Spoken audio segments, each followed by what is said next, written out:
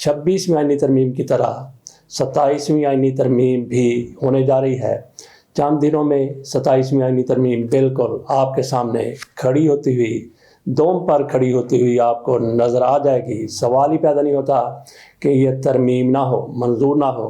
اور یہ منظوری میں کون کون سی پارٹیاں آگے ہیں؟ مسلم لیگ نون اور پیپلز پارٹی، ان کی طرف سے جس طرح سے 27ویں آئینی ترمیم کی حمایت کی گئی تھی، جس طرح سے بلاول بھٹو زرداری کی طرف سے اس ترمیم کے موقع پر کہا گیا تھا کہ یہ ترمیم بریوٹ میجورٹی سے بھی ہو سکتی ہے، ظالمانہ طریقے سے ہو سکتی ہے، جبری طریقے سے ہو سکتی ہے، بلاول بھٹو زرداری کی طرف سے کہا گیا اور پھر ایسا ہی کیا گیا۔ اسی طرح سے 27ویں آئینی ترمیم بھی بالکل آرام کے ساتھ، تسلی کے ساتھ منظور ہو جائے گی۔ ان کو پتہ ہے کہ یہ آئینی ترمیم کتنی زیادہ مضرت رساں ہے، یعنی کتنی زیادہ نقصان دہ ہے۔ اس کے باوجود بھی یہ آئینی ترمیم کرنے کے لیے تیار ہیں، بلکہ تلے ہوئے ہیں۔ اس کی وجہ یہ ہے کہ جس طرح سے 8 فروری کو انتخابات ہوئے تھے، اگر فارم 47 پر یہ لوگ آئے ہوئے نہ ہوتے تو یہ ڈٹ کر کھڑے ہو جاتے۔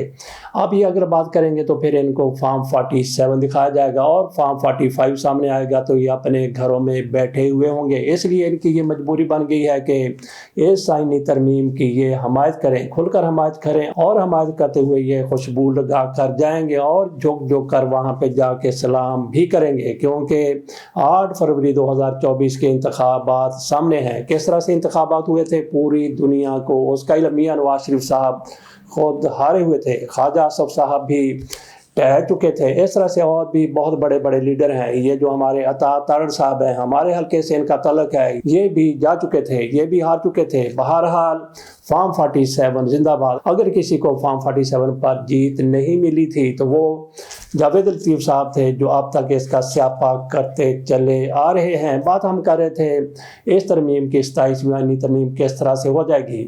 ذرا ماضی میں چلتے ہیں، سارے اختیارات اپنے سیاستدانوں کی طرف سے، لیکن وہ سیاستدان تھے غیر جماعتی، الیکشن پر جیتے ہوئے۔ محمد خان جنیجو کی اسمبلی تھی، جنرل ضیاء الحق کی طرف سے انتخابات کروائے گئے تھے غیر جماعتی، اور پھر مسلم لیگ بنا کر حکومت ان کے حوالے کر دی گئی تھی۔ جنیجو صاحب اس کے سربراہ تھے۔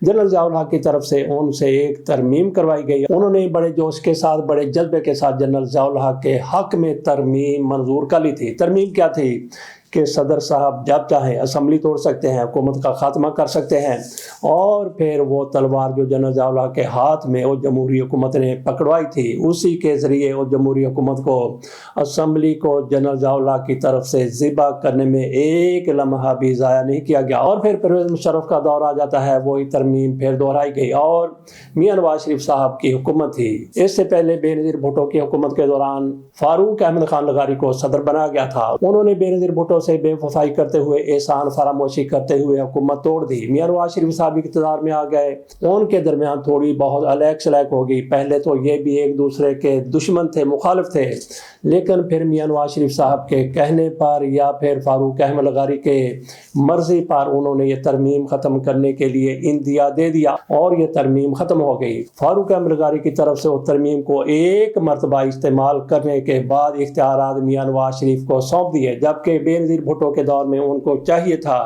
اگر ان میں تھوڑی سی انسانیت ہوتی، جس طرح سے بے نظیر نے ان پر احسان کیا تھا، اس موقع پر ان کو چاہیے تھا کہ ترمیم واپس کروا دیتے، لیکن میاں نواز شریف کا دور آیا، انہوں نے ترمیم واپس کروا دی۔ اور پھر پرویز مشرف کا دور آتا ہے، اس دور میں انہوں نے ترمیم پھر سے اپنے حق میں کروا لی، انہوں نے پھر سے اپنے پاس اختیار رکھ لیا، اختیار لے لیا اسمبلی سے کہ وہ بھی اسمبلی توڑ سکتے ہیں، وہ بھی حکومت کا خاتمہ کر سکتے ہیں۔ اور مولانا فضل الرحمان صاحب جو MMA کے سربراہ تھے، یہ اتحاد تھا مذہبی جماعتوں کا، مولانا فضل الرحمان صاحب کی طرف سے اس ترمیم کی حمایت کی گئی، ادروائز یہ ترمیم شاید نہ ہو سکتی۔ لیکن مولانا فضل الرحمان اور ان کی پارٹی کی طرف سے، جس میں جماعت اسلامی بھی شامل تھی، نورانی صاحب کی پارٹی بھی شامل تھی، دیگر بھی مذہبی جماعتیں شامل تھیں، اس اتحاد نے حمایت کی تو پرویز مشرف کو اختیارات مل گئے۔ گو کے بعد میں آصف علی زرداری کی طرف سے یہ پھر اختیارات وزیر اعظم کو को वापस कर दिए गए। जब वो सदर बने, बात हम कर रहे थे कि किस तरह से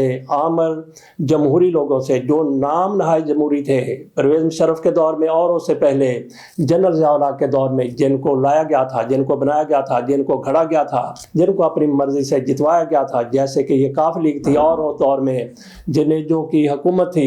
लेकिन जिस तरह से आज पीपल्स पार्टी और मुस्लिम लीग नून बड़ी पार्टियां हैं, मुतहद भी हैं, एक प्लेटफार्म पर हैं, ये भी उसी तरह से अगर काम करेंगी जिस तरह से उस दौर में ऐसे लोगों ने काम किए थे जिनकी कोई सियासी हैसियत नहीं थी, लेकिन इनकी बहुत बड़ी सियासी हैसियत है, लेकिन इन्होंने फॉर्म 47 कबूल करके अपनी हैसियत को ज़ीरो तक पहुंचा दिया है। इसलिए बड़ी आसानी के साथ जो इनको कहा जाता है उस तरह की तरमीम, जैसे 26वीं आईनी तरमीम की गई है, इसी तरह से 27वीं आईनी तरमीम के लिए भी ये तैयार बैठे हुए। इनको अपनी साख की कोई परवाह नहीं है कि इनकी साख का क्या बनेगा, क्योंकि साख होती है वोट हासिल करने के लिए, वोटों की इनको ज़रूरत नहीं है, इनको फॉर्म 47 की ज़रूरत है। वो इनको मिल गया, आइंदा भी शायद इनको यही लारा लगाया गया है या यही झांसा दिया गया है या इनको यकीन दिलाया गया कि आइंदा भी आपको इसी तरह से जीत के मौके मिलते रहेंगे। इख्तियारात कहाँ मुंतकिल हो रहे हैं ये पूरी दुनिया को पता चल चुका है, और हमारी सियासी पार्टियाँ, बड़े बड़े नाम के सियासी लीडर जिनका नाम अब डूबता हुआ नज़र आ रहा है, बल्कि इन्होंने अपना नाम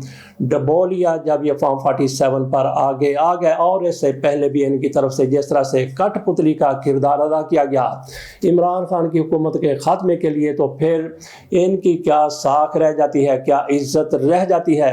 रज़ा रब्बानी साहब 2015 में रो पड़े थे, फौजी अदालतें बनाने की तरमीम की जा रही थी, दहशत गर्दों के खिलाफ वो फौजी अदालतें आर्जी तौर पर बननी थी। आर्जी तौर पर बनने वाली अदालतों पर भी जो सेनेट में अपोजिशन लीडर थे वहाँ पे ये वोट देते हुए रो पड़े थे। इन्होंने कहा कि ये मेरी मजबूरी है, पीपल्स पार्टी ने चूंकि ये वादा कर लिया है, अदरवाइज मैं वोट देने के लिए तैयार नहीं हूँ, ये कोई आईनी काम नहीं है। उन्होंने कहा कि मैं गैर आईनी काम कर रहा हूँ लेकिन अपनी पार्टी के ईमा पर कर रहा हूँ, अपनी पार्टी के लिए कर रहा हूँ। रज़ा रब्बानी साहब रो पड़े थे। अब रज़ा रब्बानी साहब रोते हुए नजर नहीं आएंगे, ना ही कोई और लीडर रोता हुआ नजर आएगा।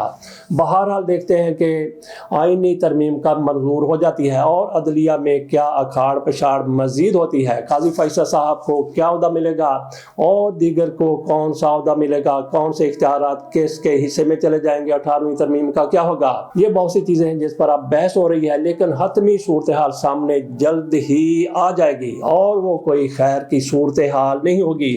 गीदड़ चले हैं शेर की हिफाजत करने के लिए। ये गीदड़ कौन से हैं? ये ऐसे लीडर हैं जो डर गए थे, खौफजदा हो गए थे।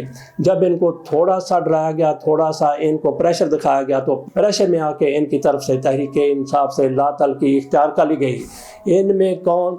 इनमें फवाद चौधरी हैं, इनमें इमरान इस्माइल हैं, अली जैदी और दीगर भी कई हैं, जहांगीर तरीन है, अलीम खान हैं, परवेज़ खटक हैं और भी बहुत से हैं। लिस्ट अगर बनाई जाए तो तवील होती चली जाएगी। असद उमर को भी इन्हीं में शामिल किया जा सकता है। अगर ये बहादुर होते तो इमरान खान के साथ डट कर खड़े हो जाते। इनमें एक मौलवी महमूद भी है जो सबसे पहले जिसने तहरीक इंसाफ को छोड़ा था, वो भी अब इन्हीं गीदड़ों में शामिल हो चुका है जो कहते हैं कि हम शेर की हिफाजत करेंगे, और इमरान इस्माइल भी कहते हैं कि हम शेर की हिफाजत करेंगे। फवाद चौधरी भी यही कहते हैं। और इनकी तरफ से शाह महमूद कुरैशी के साथ लाहौर में मुलाकात कर ली गई। कहाँ पे मुलाकात की गई? जेल में नहीं गए बल्कि हॉस्पिटल में वो दाखिल थे, वहाँ पे चले गए। वहाँ पे उन्होंने कहा कि इमरान खान को हम रिहा करवाना चाहते हैं। जो आज की लीडरशिप है वो इमरान खान को रिहा नहीं करवा सकती, लेकिन कहा जाता है शाह महमूद कुरैशी की तरफ से उनको मुस्बत जवाब नहीं दिया गया। लेकिन सोचने की बात यहाँ पे ये है कि शाह महमूद कुरैशी के पास ये लोग आखिरकार गए ही क्यों? क्या उनकी वफादारी पर किसी को शक है कि इनको आसानी के साथ दूसरी तरफ ले जाया जा सकता है? बहरहाल हम बात कर रहे थे कि ये लीडर जो अपने आप को गीदड़ साबित कर चुके हैं, ये कहते हैं कि इमरान खान को हम रिहा करवाएंगे, और सबसे पहले महमूद मौलवी तहरीक इंसाफ से भागने वाले थे और उसके बाद फिर एक लाइन लग गई जिनमें फवाद चौधरी भी शामिल हैं, और आज ये कहते हैं कि इमरान खान को रिहा करवाएंगे।